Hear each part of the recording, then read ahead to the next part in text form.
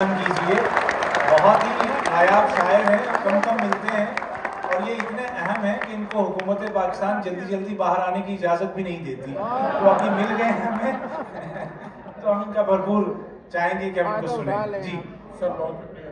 पानी की बोतल दूसरी ले लें, इंतजार के खाली हो गई।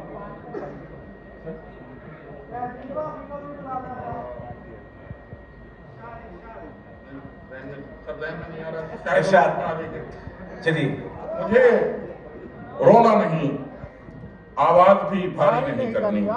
वाह, मुझे रोना नहीं, आवाज भी भारी नहीं। आवाज भी भारी नहीं करनी।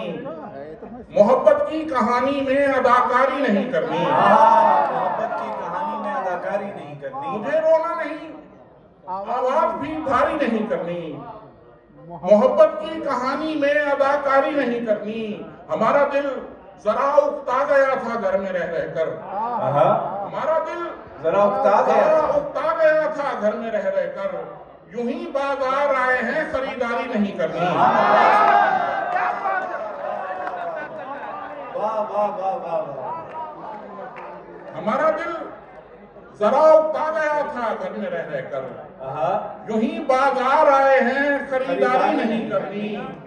और गजल को कम निगाहों की पहुंच से दूर रखता हूँ। गजल को कम निगाहों की पहुंच से दूर रखता हूँ। मुझे बंजर दिमागों में शजरकारी नहीं करनी।